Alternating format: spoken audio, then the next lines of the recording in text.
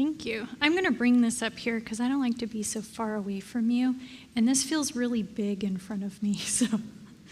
Okay, so we're going to learn about neuroplasticity today, and it's one of my favorite topics because one of the things that I learned when I was becoming a therapist was how many different people that I would come in contact with that thought that they were just going to be stuck for the rest of their lives. And now, I don't prescribe medication, but if you've ever watched a commercial for medication, what is the overall impression that you get? If you watch like some medication for depression or anxiety, what's the overall impression that you get?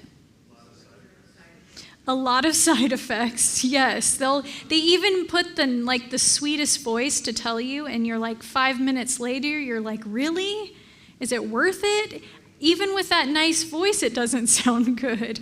But the other thing it leaves you with that I've noticed, and sometimes I'll occasionally watch these commercials because I want to know what my clients are seeing, is I'll notice that at the end, even though the person looks like they've gotten somewhat better, they always leave you with this idea that this is just kind of what you're going to have to get used to, but this is the best you can be under those conditions. Now, I want to ask you a question. Who benefits from you thinking that you're stuck this way? Who benefits from you thinking that you're stuck this way?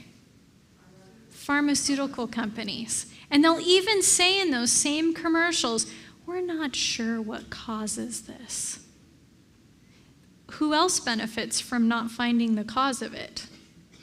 Pharmaceutical companies, because if you don't know what causes it, how can you fix it and how can you get better and stuff?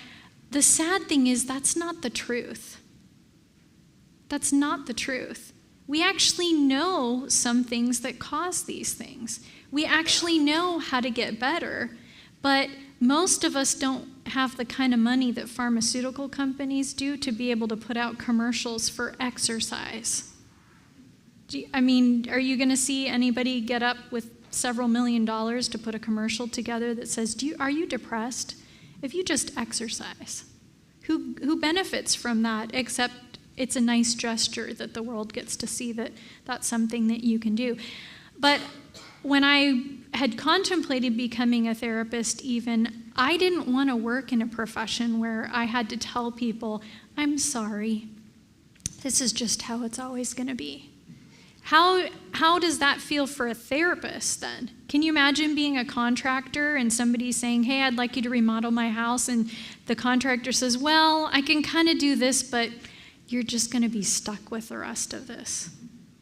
Or a doctor that says, I could probably do a surgery, but it's really not going to change anything ultimately at the end.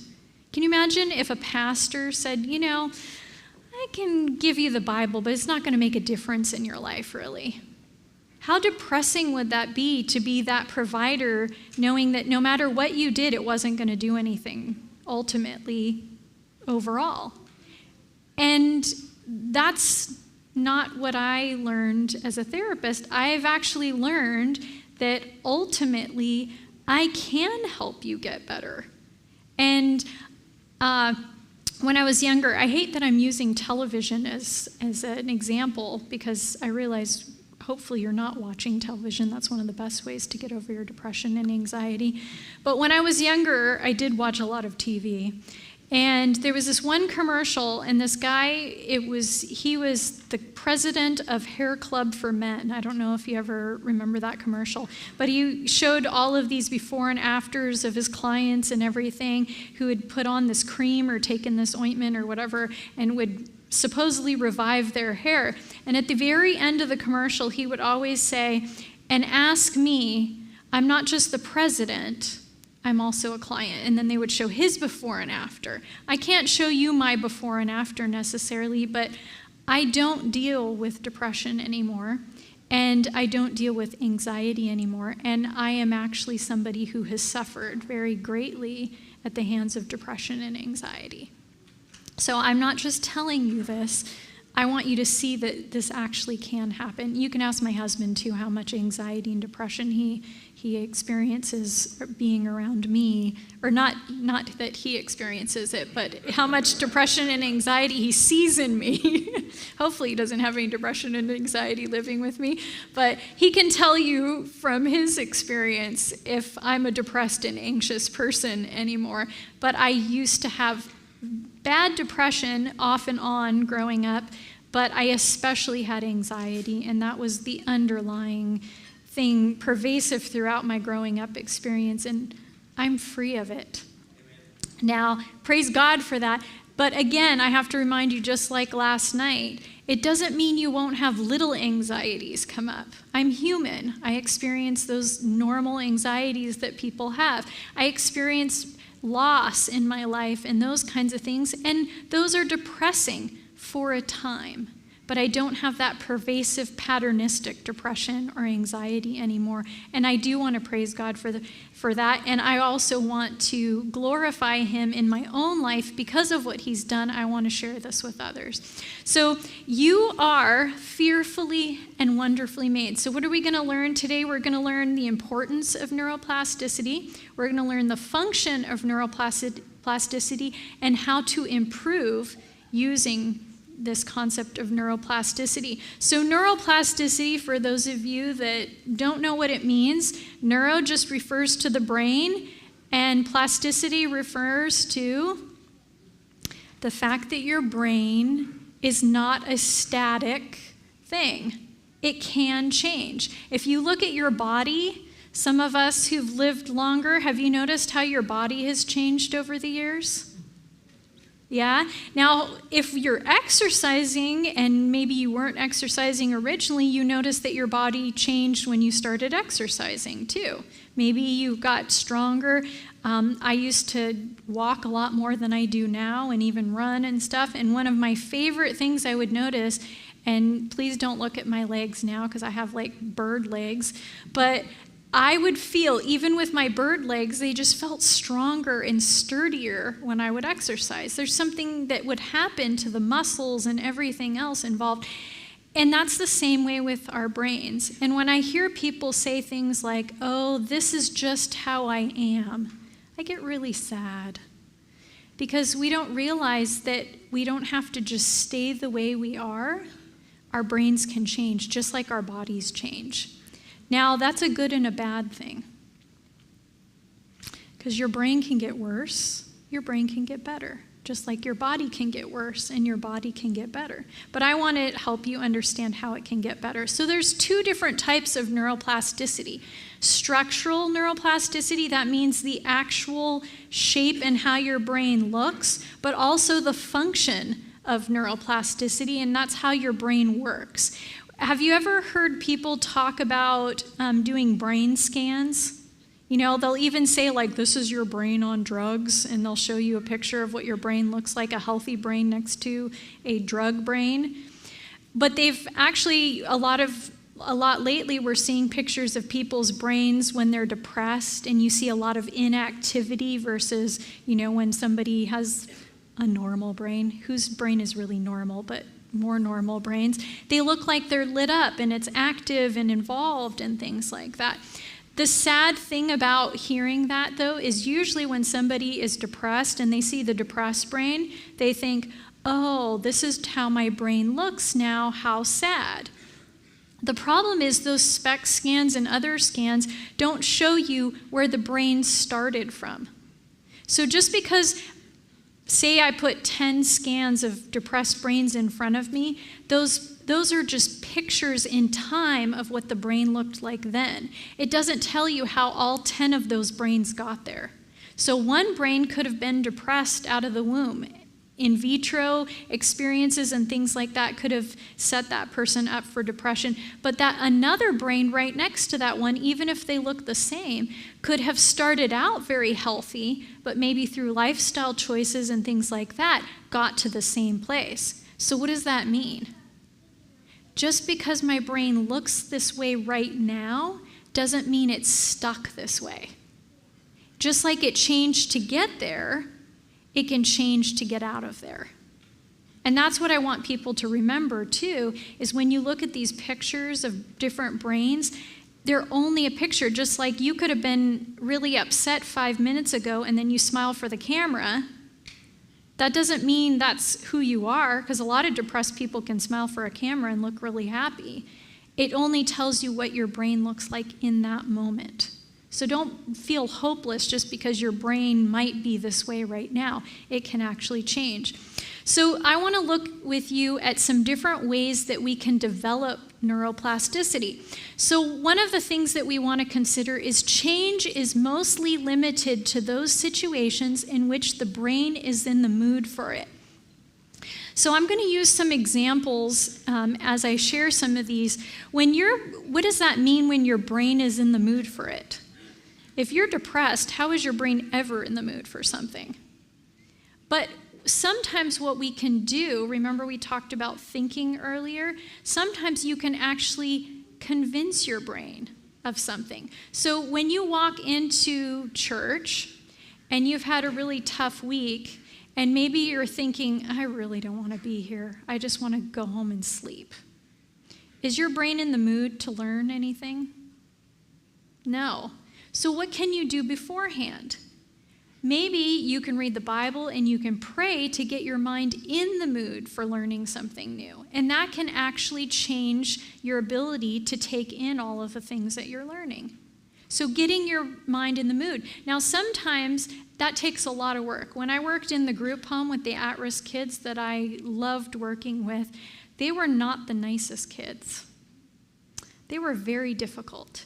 And it was a huge temptation every day going in there to be thinking, this is just going to be another hard day.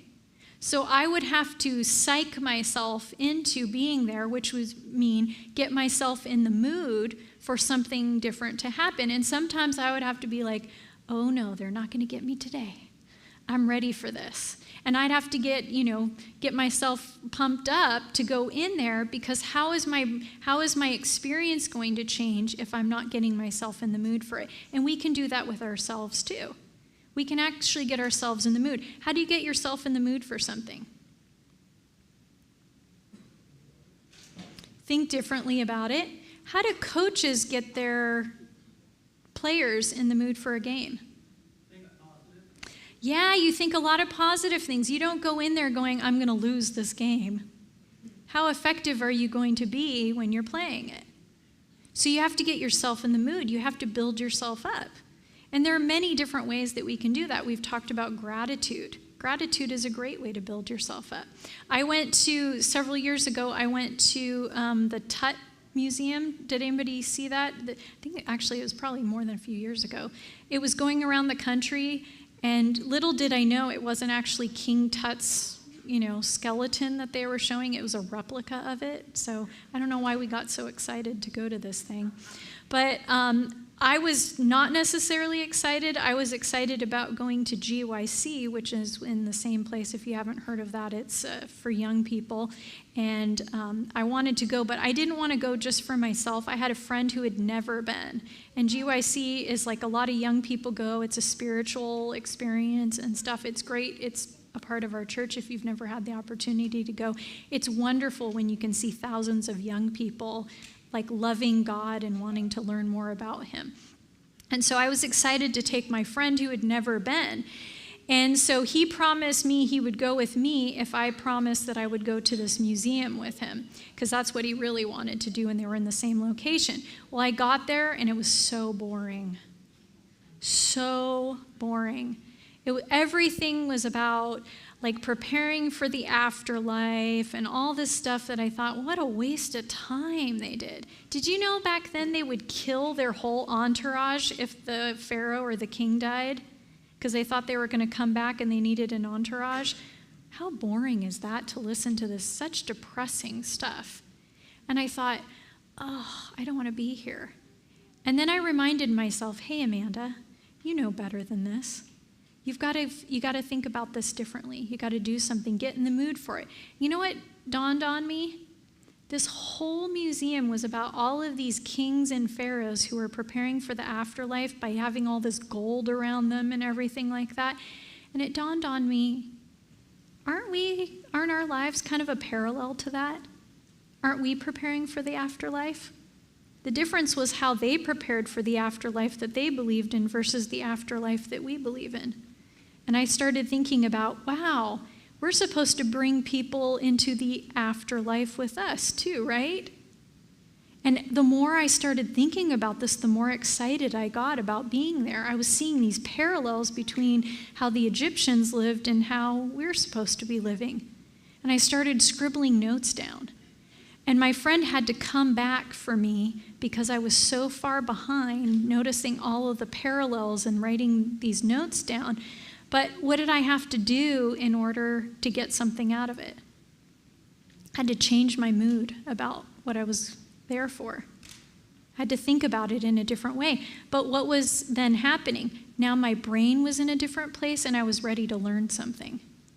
And that's what neuroplasticity means to us too. One of the things we have to get in the mood for it. And sometimes you can rally yourself and find reasons to get in the mood, and then your brain will start to change. Another thing is the harder you try, the more you're motivated, the more alert you are, and the better or worse the potential outcome, the bigger the brain change. So what does this mean? Sometimes we're not willing to learn something or do something different until it's like a crisis moment. Have you ever met somebody who they're not willing to change their life until they're down and out? That's a big moment in somebody's life. And then that's maybe when their brain is ready to change and do something different. And so each one of us have to consider what's the important thing. And I like this little picture here because this guy's getting really into his first webinar. He's got like 2 people sitting there who are kind of bored, but he's like, lights, camera, action. He's getting all into it. Well, how much do you think this task is going to affect his mind when he's that interested in it? And so we have to be interested in things too. And sometimes people say, fake it till you make it. There's a lot of truth to that. Sometimes you're not excited about something, but you have to get yourself excited about it and find a reason. Number 3, what actually changes in the brain are the strengths of the connections of neurons that are engaged together moment by moment in time. Do you remember when you first learned how to drive? Do you remember how hard it was to drive? And especially, do you remember how many different things you had to think about when you were about to drive? You know how I learned that the hard way? How comfortable I got at driving was I got my car back from, I had to take my car in to get it, there's a recall on it. And I took it in and they fixed it, the recall, I got it back and then something else was wrong. So I had to take it back and say, hey, this is wrong, did you do something when you were fixing it? And they said, oh, okay, just bring it back. So I brought it back, they fixed it, I got it back, and I was trying to turn on my directional signal and my windshield wipers started going. And I was like, what? What is going on? Well, I had another car I was using at the time over and over again, and I got used to that car, and I inadvertently thought that the directional signal thing was the windshield wiper thing, and I kept turning that on instead, or the windshield wiper thing was the directional signal. I kept turning it on, and so I called the people again thinking like, oh, this is a problem with the car.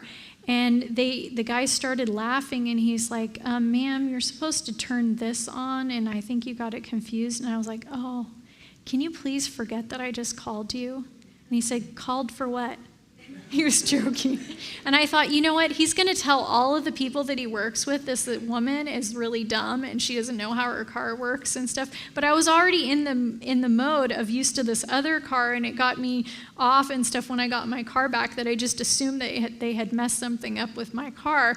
But how do I know that this is a big deal? Because how often do we get used to doing something and we don't even realize all the steps that it takes to get there? I hardly ever think about how my car works. And the brain, the more you do something, the more the connections happen, so you don't have to think about it very often. But what does that mean? You have to do it over and over again for those connections to happen. The brain has all these synapses, and these synapses wire together the more you use them. So this connects to number 4, which is learning-driven changes in connections increase cell-to-cell cooperation, which is crucial for increasing reliability. So the more you do something, it's not just that you keep doing it, it's you become more reliable in doing it. All of this neuroplasticity, you know what it means? It means that change, you have to do something different. Neuroplasticity is about changing your brain. So if your brain isn't the way that you want to do it now, you have to do something different. But the more you do these things, the different things, the more you're going to create reliability. Where I live, we have a lot of trails around. There's a river, the Sacramento River and stuff, and there's a lot of trails there. And some of these trails are quite wide because lots of people walk over them. Some of them are easier, so more people walk over those. But what I've noticed is everything grows up until the very edge of that trail. But why does that trail not have anything growing on it? Because people are constantly stepping on that path area. If nobody ever walked on it, what would happen? That would grow up too. And sometimes that happens. You know, if people aren't out there for a while, you start seeing little plants sprouting up until people get out again and start stomping on them all over. But if we're walking down a trail and we want to start a new path and we start going down that path, we can do the very same thing to that path as we've done to this one. And then when we do that to that one and nobody's walking on this one grows up and the other one becomes the new trail. That's the same way in your brain. And the more you do something, the more reliable your brain gets at continuing to do it. Anybody ever changed anything about their diet? Yeah. Was it really hard at first to keep thinking, I've got to do this differently? Absolutely. But the more you do it, you don't even have to think about it anymore. It just becomes a part of your life. So you have to keep doing it, one, but then the more you do it, the more reliable that becomes. Number 5, the brain also strengthens its connections between teams of neurons representing separate moments of successive things that reliably occur in serial time. So when you have a routine in your day, and you change that routine, it's not very reliable and it's not likely that you're going to continue doing that at first. But the more you do it, the more those teams of neurons fire together and the more reliable it becomes, and it occurs in serial time. And we all know this because how many of you think about your morning routine? Do you ever think like, oh, now I just woke up, now I have to do this, and then after that I have to do this, and after that I do this? You don't think about that. It's just part of your routine. Now maybe if you have a kid, that routine changes and you have to do a different routine then. But even after a while, you get used to it, and what's the wonderful thing about that too is your kids get used to it. That you don't even have to tell them what to do sometimes. They just know, or they go there and they just stand there waiting for you. Where's my breakfast? I had this happen in the group home. How many of my kids would complain about having to come to see me? They were all mandated to see me. They weren't like clients volunteering and paying to come. They had to see me. And they would complain and complain and complain until I'd go on vacation for maybe a week. And then what would happen? I'd come back and they'd be, where were you on Tuesday at 3 o'clock? And I'd be like, what? What are you talking about?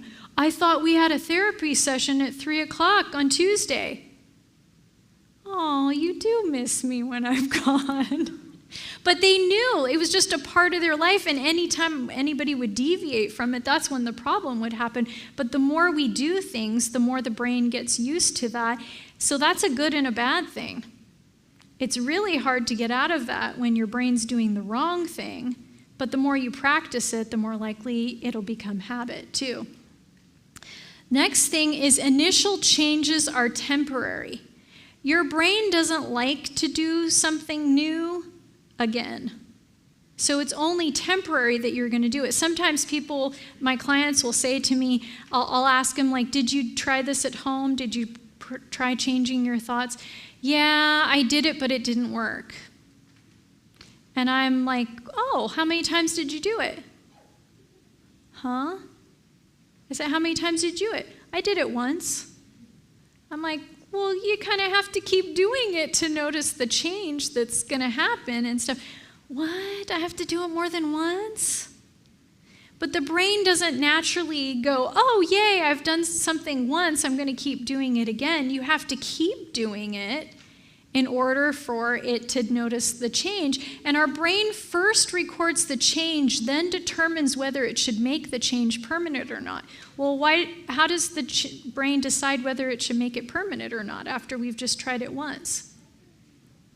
Because it only becomes permanent if your brain judges the experience to be fascinating or novel enough, or if the behavioral outcome is important, good or bad. So your brain doesn't naturally want to keep doing something unless it sees some significant need to do it or help in doing it. So we have to keep doing these things over and over again for change to happen. Number 7, the brain is changed by internal mental rehearsal in the same ways and involving precisely the same processes that control changes achieved through the interactions with the external world. So this is just a fancy way of saying, sometimes you don't even have to do something, you just have to think about doing it. I remember reading a story of a man, this was probably in the early 1900s, who had been a professional golfer, a very good golfer, but he wound up having to go to war. And when he went to war, he became a POW. And what happens when you're a POW? You can't do things that you want to because you're a prisoner. You're a prisoner. Well, he was stuck in this situation where he couldn't do anything. He was forced in this very confined place. But one thing that he would do every single day, as often as he could, is he would consider playing golf on the golf course. And he would imagine all of the favorite holes that he played on and which stroke he would use for each hole and what golf club he would use for each hole that he was playing. And so by the time he was released from being a prisoner of war, he hadn't lost very much of his ability to play golf. Because our brains actually, the more we think about something, the more the brain actually thinks it's done it. Do you know this actually helps people sometimes say they've been hurt by somebody and they know they need to forgive that person, but that person isn't either safe to be around or is no longer around. I'll encourage my clients to write a letter of forgiveness to that person who's hurt them. And do you know the brain doesn't even need to deliver that letter to the person to get some kind of benefit from it? And the same way with us, too. Sometimes we're reading the Bible and we think, oh, this isn't going to help or this isn't much. But in fact, it's actually preparing us for the times in our lives when we're going to go through certain things that we see those characters go through, and that we'll be ready for that, too. Because even though we haven't been through it, we're preparing our minds for those situations and stuff. So you don't even have to go through something for your brain to have that neuroplastic change and stuff. Even just thinking about it can help. Another thing, memory guides and controls most learning. As you learn a new skill, your brain takes note of and remembers the good attempts while discarding the not so good tries. Then it recalls the last good pass, makes incremental adjustments, and progressively improves. This is not a picture of me, but when I was younger, I had a really hard time learning how to read. I think I have a very practical mind sometimes. And so if any of you ever remember reading, what are some of the concepts that you have to consider when you're reading? How certain letters sound. Some letters have more than one sound that they make. And I learned all those rules as a little girl learning how to read. The problem is not every word abides by the rules. I can still remember to this day the word that I had the hardest time reading. Enough. How do you spell enough? Yes. Is that what those letters typically sound like put together? No. It'd be more like enu or ena, but not enough. Where's the F in enough? And stuff. So as a little girl, when I'm learning how to read, I struggled over and over again to get that word. Every time I'd come across it, I'd get stumped because it didn't match the rules for reading that I thought were supposed to happen. But every single time I went over that word, what was my brain doing? It was going, Amanda, this isn't like the other times that you read and that the letters sound the same or sound how they're supposed to. This one's a different word. And every single time. You all do this sometimes when you learn somebody's name. Don't you forget sometimes what that person's name was, but the next time you hear it, you assimilate it a little bit more into your interaction with them, and then maybe even the third time, okay, now I've got it. I know what this person's name is. So the more you do something, the more your brain starts taking those changes and going, okay, let's dial this in now, and let's get it just right. Okay, now I've finally gotten it. So what does that mean? I have to keep doing things over and over again sometimes before I get it right. Number 9, learning in one situation can generalize to other situations like social settings or the work environment. I love this one because when I bought my house 5 years ago, not the house that we're in now, this was before I knew my husband, I bought a house all by myself, and it was an older house. And the cool thing about the house that I bought that I didn't realize was going to happen is the person that I bought it from, I'd never had met when I bought the house, but he wound up coming over to the house. It was actually his grandmother's house. And he was excited to see the person who bought his grandmother's house. And so he kind of took me on a tour of the house. It was from 1958. It kind of had some cool things. And so he was showing me all these different features of the house and the yard and everything. And as we're going through, he's kind of telling me about this and that. And he says to me, hey, I noticed you don't have like a weed whacker or anything. I think I have an extra one. Would you like it? Who's going to say no to that? So I was like, sure, I'd love a weed whacker. And he says, it's actually an electric weed whacker. I didn't have a huge yard, but I think I have a really long extension cord. I can bring that for you too so that you can use it. So he left, he brought it back. And now I had almost no experience ever using a weed whacker. I have used an extension cord, but in this case, it was a little bit different because it was very long, one of those nice long orange ones. And he proceeds to show me how to use the weed whacker. Now, ladies, some of you are going to be able to relate to this. When he pulled out this round thing out of the weed whacker, what do you call that round thing that has the twine on it? What's the round thing, though? The spool. Ladies, what does that look just like? A spool for thread, but more specifically, it looks just like a bobbin for the sewing machine, doesn't it? And he's showing me how to wind it up and everything. And you know what flashed in my mind? I know how to do that. But had I ever wound a spool for a weed whacker before? No, I have never done that before, or had never done that before. And I'm like, that's just like the bobbin on my sewing machine. I know how to thread that and everything like that. And he looks at me, and I think I kind of ruined the whole teaching moment for him because he thought he was like being all manly and showing me how to use this. And I'm like, it looks just like a bobbin to me. And I know, yeah, you put through there and stuff. Is that how you do it? And he's like, yeah. And then he pulls out the extension cord, and it's like a 50-foot extension cord. And he's like, yeah, you don't want to wind it just like this. And he's showing me, he says, you want to pull it through and then pull it through so it doesn't get wound up. And I'm like, oh, that's like a crochet link. I think I took his man card away from him because he was so disappointed that I knew how to do these things. I had just never done them to the things that he was showing me how to do. And this is what it's talking about. Sometimes when we learn one thing, we go, oh, this isn't going to help me any. But what we don't realize is learning this thing connects to another thing I might have to learn another time. Do you know what this tells me? Do you know how many times in the Bible God's people had to go through difficult situations? And do you know there's one situation that a lot of people had to go through that I connected the dots on?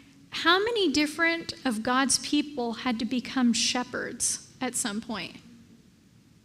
Do you know that's one of the lowest positions back in that day? You know what I hear a lot of young people say today? I want to do something really amazing for God. And I believe them. They want to do something very amazing for God. But do you know what?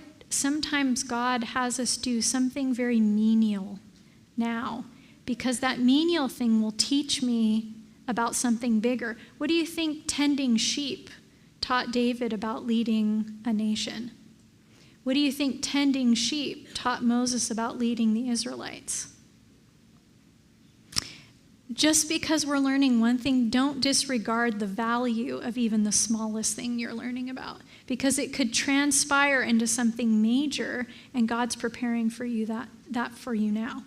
This is one of the beautiful things about neuroplasticity, is that even the small things can grow into bigger things. We should never disregard learning something small.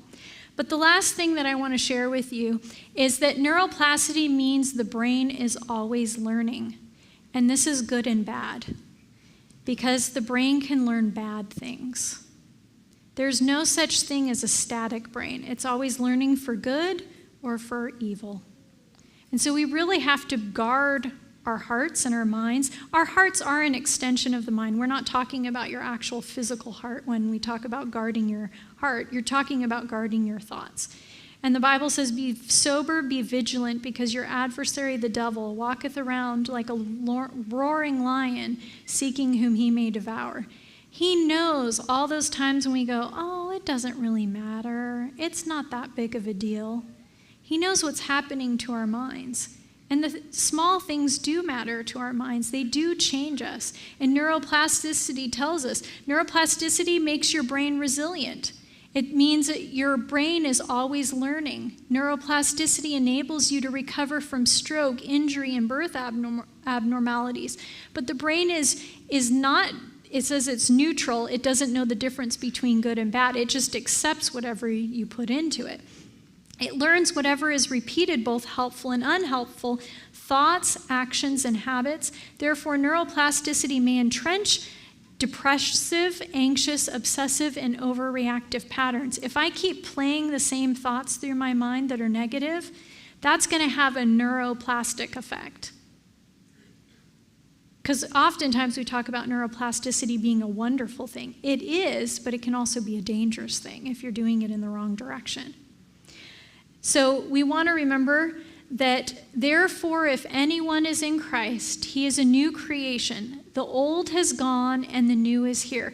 God has made us his creation, and he's also trying to recreate in us his image. And part of that image isn't just how we look, it's how we act. And when it says made in the image of God, he wants us to have the character of Christ too. So your brain can change, and you have all you need in Christ to make that happen.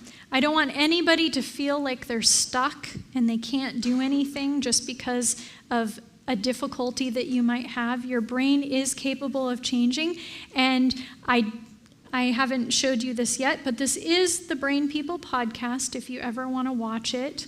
Or you can watch it on YouTube, but you can also listen on however you listen to podcasts. I don't listen to podcasts that often, but this is helpful and stuff. And I'm one of 4 different people who, speak on this podcast. And we do have some sheets back there that I promised you that you would get. These are those ABC sheets, and so you can take one of these. It looked a little bit different on the screen, but I assure you it's the same thing from this morning. You can take one on your way out.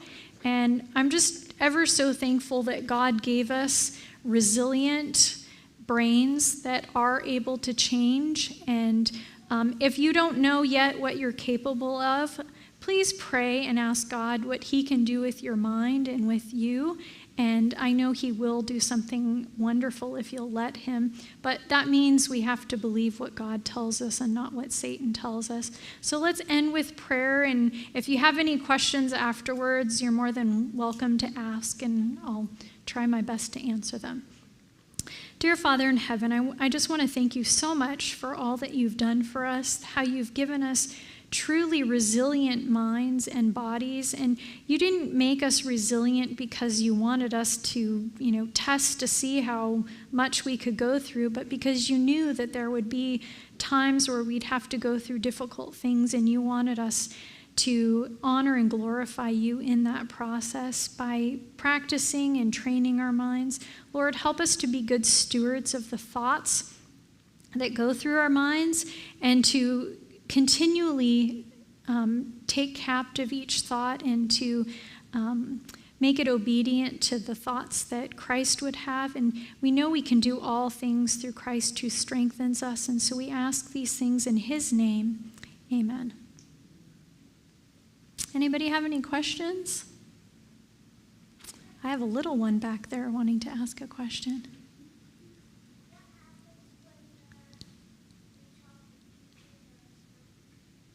I couldn't hear what she said. We'll get it. What happens when the chocolate gets too inside the stomach? Oh, well, that's an interesting question. What happens when the chocolate gets in the stomach?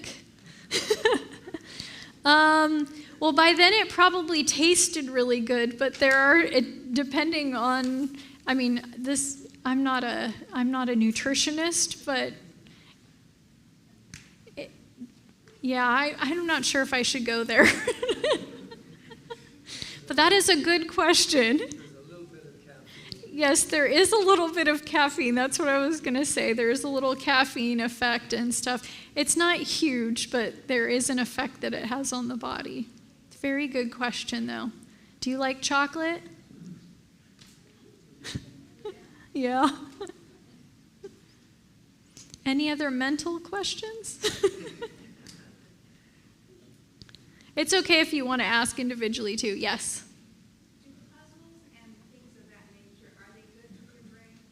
Okay, yes. So the thing about neuroplasticity is, remember we talked about new and novel things. So sometimes like my grandparents, they used to do crossword puzzles all the time because they thought like, oh, it's good for my brain.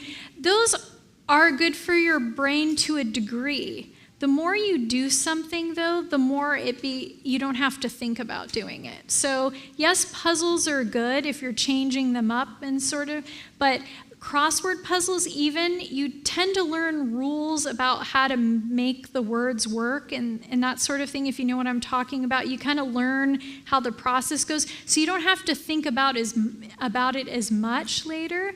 Now, if you're doing new things all the time, like if you're learning how to do new things all the time, that's when the neuroplastic change is the best. But if you just do the same thing over and over again, then your brain, before I moved recently, I didn't even have to think about how I got home. Sometimes I'd wind up at home going, how did that happen? I don't remember anything of the drive. Because my body just, we have this ability to just do things even without consciously thinking of them. So when I moved, though, and I went in the other direction, I had to actually think about it every single day. No, don't go that way. You have to go this way to get on the freeway going in this direction. And that's when the neuroplastic change happens. So sometimes we like doing things because they're, interesting to us, but try to incorporate new things every so often. Yeah. Did you ever try any type of medications during the period of your depression? No, I didn't, actually. I never took a single medication. I grew up, my mom was especially, she liked to do everything the natural way, so to speak, and so I didn't even know about medications back then, and so I took a very long road to depression and anxiety recovery, but no, I never took any medications. Back then, the main medications were the old tricyclics, Mm-hmm. except for side effects. Yeah. I have a sister who developed a bipolar depression, and I'm from a family that we have about 8 people who've gone through depression. But my sister, after she had been fired from a nursing job, and there was no reason for firing her, Mm-hmm. one of these things where they were just sizing down their staff, and they created a sort of a dossier and tried listing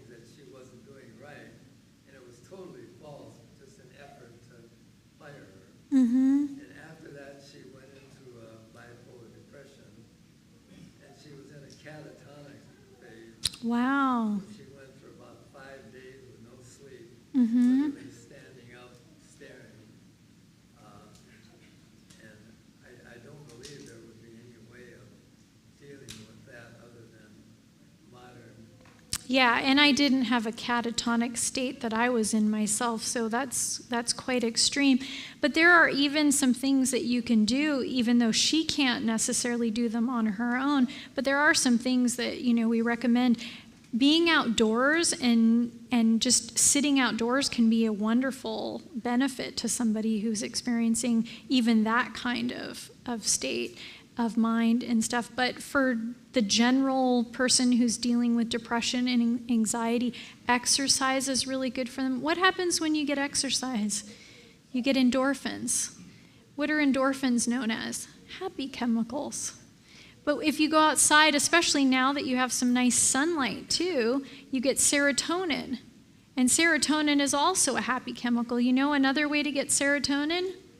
Stick your hands in the dirt. And all of those bacterial chemicals and stuff from the dirt, not chemicals, but hopefully not chemicals, comes up. And as you breathe those things in, it increases serotonin in the brain too. Just type into your Google search engine bacteria that creates serotonin when you're gardening and things like that. So that can help too.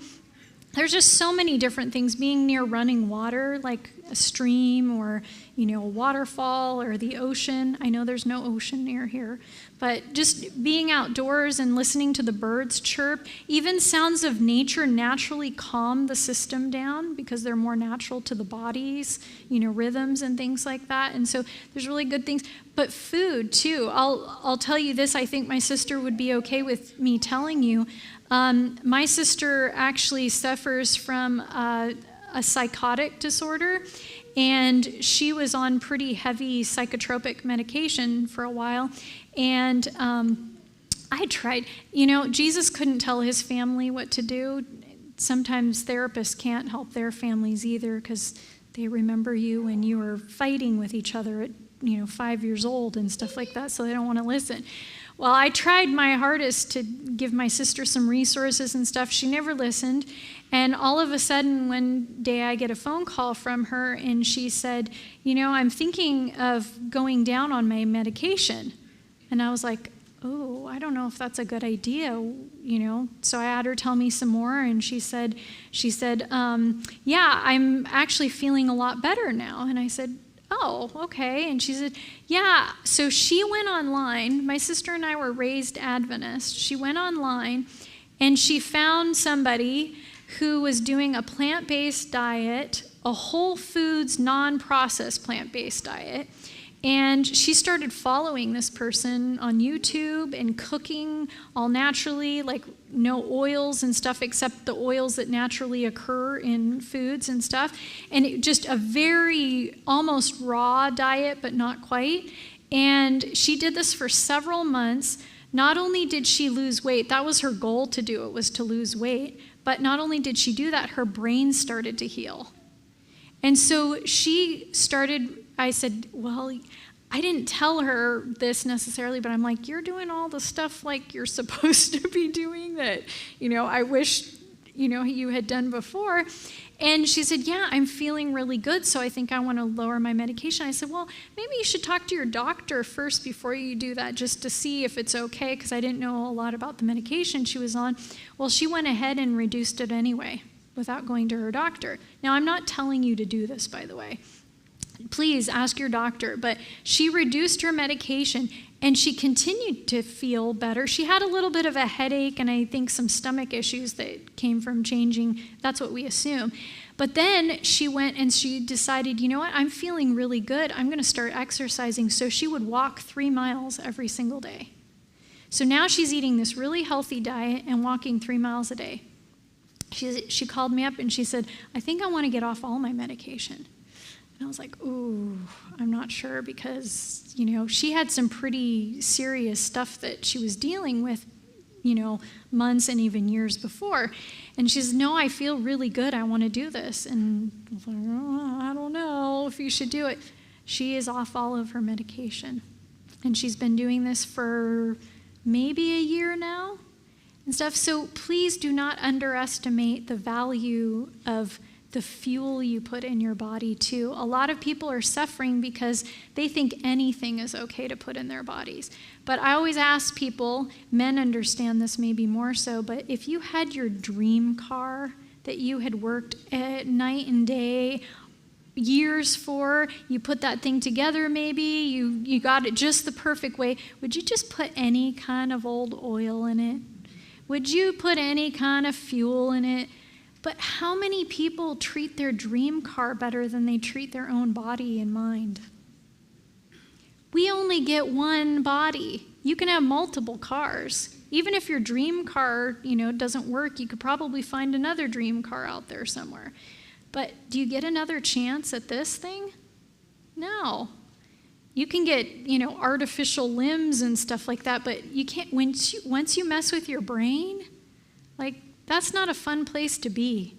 That's the captain of the ship. You don't want to mess with that.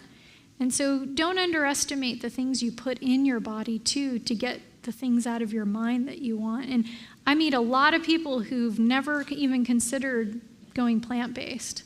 And then they do, and I love the look on their face when they're like, wow, I feel like I'm thinking so much more clearly and stuff. And I've never even gotten the benefit of that because I've always pretty much been on a plant-based diet, so I don't know what it's like to be the other way. But these people, they love it after they find out how good it is for them and stuff. So that's another way that you can benefit your mind as well. Anything else? Oh, yeah. Mm-hmm. How long does it take? Is there a set time till your brain changes and makes something a habit? Well, I like to tell people, I can't account for everything that could happen. I like to tell people, nobody wants to hear this answer, but there is no time on how long it takes. Some people get better fast, and some people take longer to get better. I think God knows that I needed patience, so He's always made me wait a really long time for things to change. But we don't know. But if you've been suffering for a long time, don't think that you're automatically going to get better just because you did something for a day. Kind of consider how long it's been, and that might be kind of an indication of how long it could be. But when it comes to even just changing your thoughts, if you're diligent, like I said, if you spend 30 minutes a day working through your own thinking, in 3 weeks, you'll probably see a huge change. And I see a big change. I help with the depression and anxiety recovery program, and those people are there for no more than 11 days. It's a 10-day program, but some people come early. And in 10 days, they're already changing the way they think so drastically because they're inundated with this type of processing and stuff all day while they're in that inpatient program. So the more diligent you are, the faster you'll probably get better at changing your thoughts. Yeah. But yeah, it's not like 1 + 1 = 2. Everybody's a little bit different and stuff, and depends where you start too. Anything else? Yeah.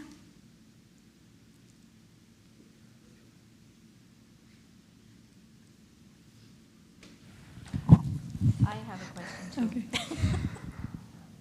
How do pills make people get better from sick and get worse from sick?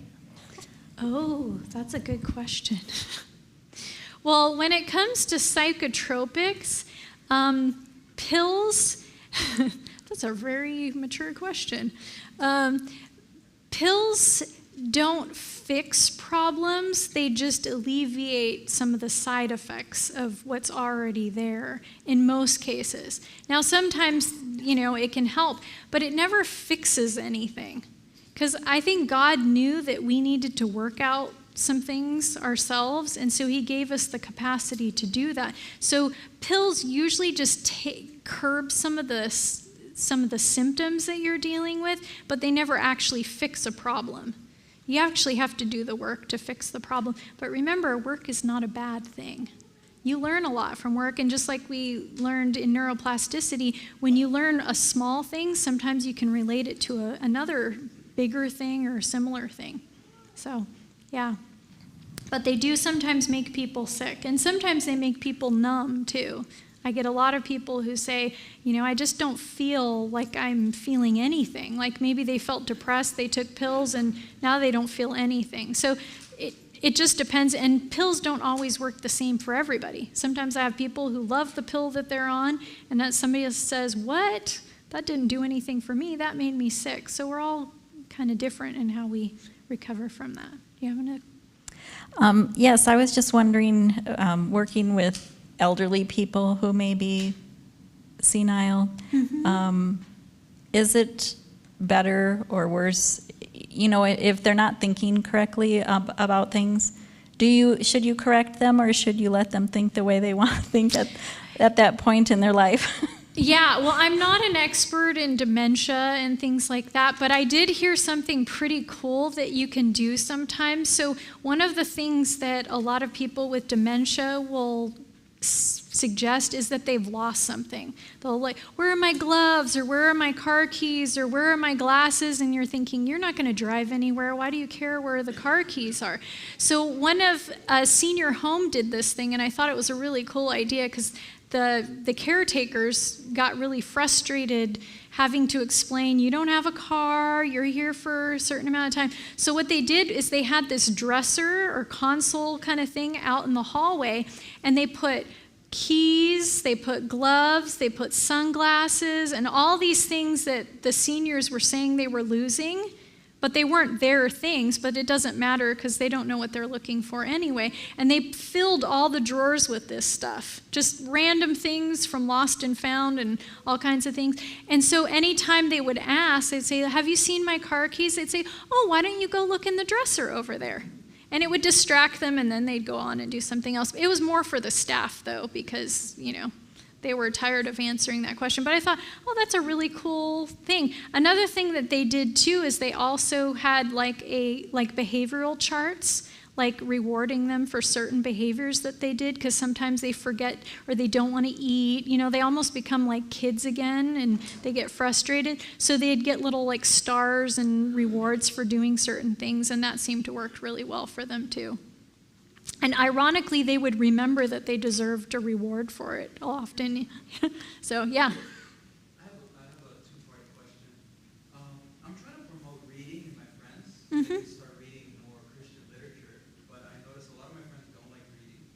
So what are some activities that could probably mirror what reading does, according to like number 9 on the screen?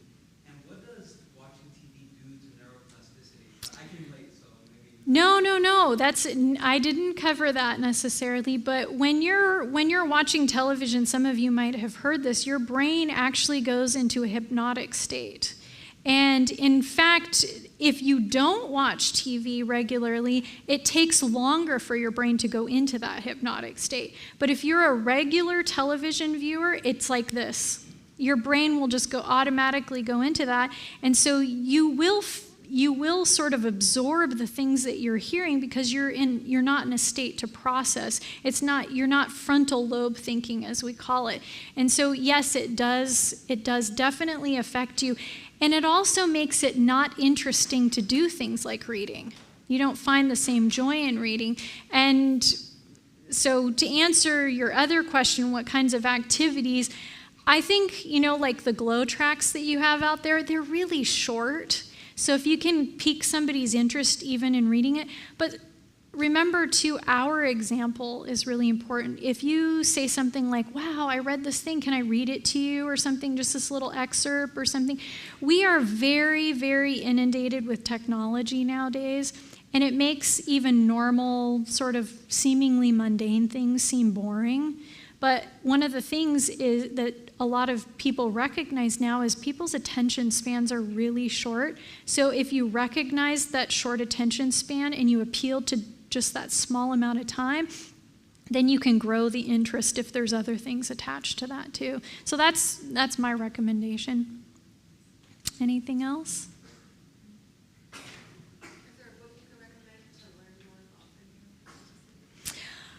Oh man, I'm trying to think of a book that, You know, you could just literally go on Amazon and type in neuroplasticity and find a bazillion different things.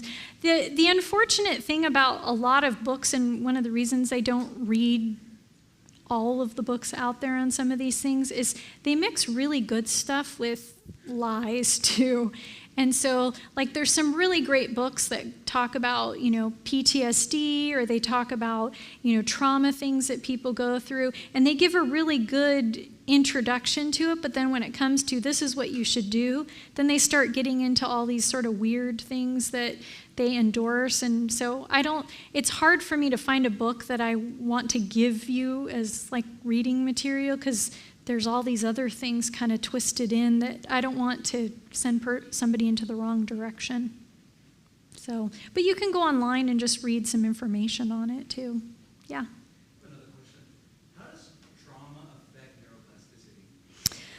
Oh, yeah, that's a difficult thing, because when people experience trauma, it's, your parasympathetic nerve, you're going to have, I can't get too far into this because I'm not a doctor or a psychiatrist, but your parasympathetic response, it like goes into overdrive, and it doesn't solidify, but because you're so protective at that point, like it's survival mode, it's really hard to get out of that place, because in your brain you have the limbic system, and in the limbic system is responsible for three things.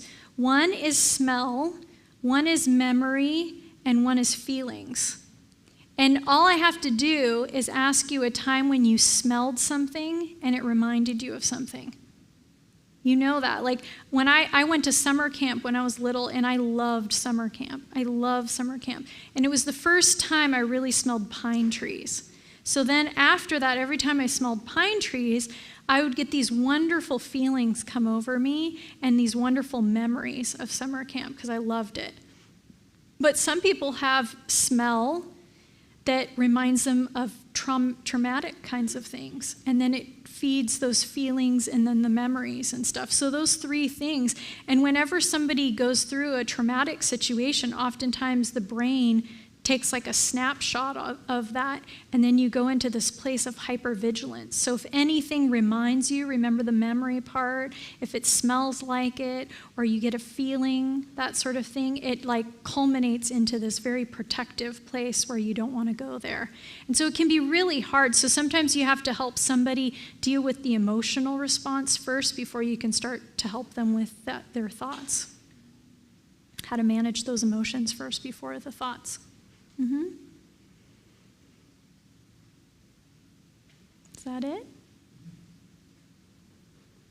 Yeah. I have another question. Mm-hmm. I was reading recently about the theta waves Mm-hmm. in the mind. Can you explain a little bit of what that is and what it does? Not really, no. Sorry. You stumped me. Darn it, I'm going out with a... can I explain theta waves in the brain? Yeah, I wish I could. I'd have to do some more reading and catching up on that one. My clients don't ask me that question very often, or ever. Yes? So, I had COVID in December. Mm-hmm. A little more than a month ago, I realized that my smell... Oh, there's a microphone there if you want. I had COVID in December, and then it was like a little more than a month ago, maybe 2 months ago now, I realized that my smell was off.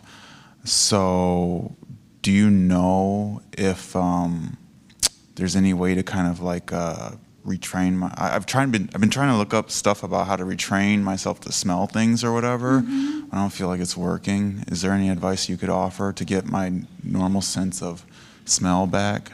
Oh, man, that's a good question. A year ago, little over a year, actually almost a year and a half ago now, I had COVID, and I haven't been able to breathe the same way either.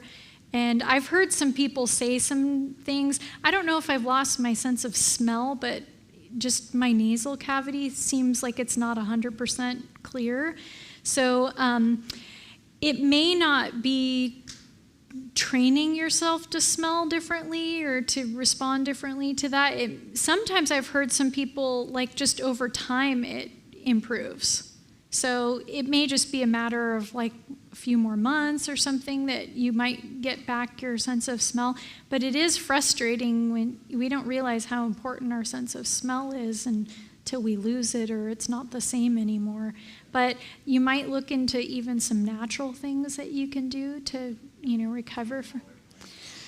I've heard some people say some things, but I'd hate to say them out loud and sound like I know what I'm talking about because they were literally some things. I heard resveratrol, like taking that works. I tried that, but I didn't finish doing it. Eucalyptus is supposed to be good to smell. It's supposed to actually be a help for recovering from COVID or not even getting it, preventing it. So you might just, do an aromatherapy or something with some eucalyptus oil and one of those steamer kind of fuser things. And somebody told me it worked for them, and I don't even know. It's resveratrol. It's actually just it's what makes red grapes good for you. It's one of the things in red grape skin. Yeah, it's actually this is why you have to be careful of science. You'll hear people say, oh, red wine is good for your heart and it's good for your skin and everything like that. And you'll go, oh, wow, I should drink red wine then, shouldn't I? Well, you know where resveratrol comes from? That's the thing that they're talking about. It comes from the skin of the grape. Is wine the only way to get resveratrol? It's a very poor science that taught somebody that wine is how you get resveratrol. Just eat some red grapes and you'll get resveratrol too. You don't have to ferment them in order. And actually, if you ferment them, then you wind up having a huge precursor to all kinds of cancers. Any amount of alcohol, especially for women, but men also, is a huge precursor to cancer. Any amount of alcohol. So if you read the meta-analysis of the studies on, alcohol, you'll see that it's like saying, I want to improve my brain, but then in the meantime, you're killing your heart.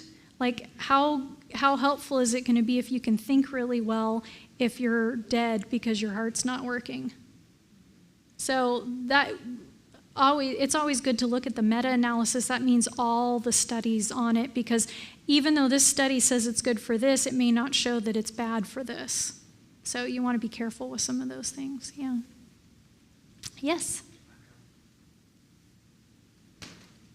Okay, so when you were talking about changing your thoughts, would you say that there are any thoughts that you can't change? Or all? That sounds like a trick question almost, like I have to come up with one thought you can't change. I'm going to say, generally speaking, no, there is no thought that you can't change. You just have to be willing. It's interesting that you asked that question because, sometimes young people will say things like, you're so close-minded, you don't think about this or something. Do you know the easiest way to be close-minded is to think that your irrational thoughts are rational? That's close-mindedness. You're not willing to see that there might be another way of looking at something. And so technically we're all closed-minded if we hold on to a certain thought and we can't be convinced that there might be another way of looking at it. But generally speaking, we're talking about those thoughts that are not helpful and not true. There are some good thoughts that we can have that, we shouldn't change. Like if I think that God is good all the time, is there any benefit in changing that thought? No. So I'm going to hold on to that one because that's a tried and true one. But it's the irrational, hurtful thoughts and unhelpful thoughts that I want to change. Mm-hmm. Yeah? I was just thinking that in fairly severe depression, the brain. I was thinking that in fairly severe depressions, the brain often can lose its ability to filter out thoughts. And sometimes if a person is in a chronic depression, a certain thought might keep bombarding your brain, and that can lead to anxiety. And you can't shut off that thought unless the depression is gradually help them Yeah. recover from it. And that's why when you look at that triangle, you know, with the thoughts at the top and the feelings and behaviors, it really doesn't matter where they are on the triangle, honestly.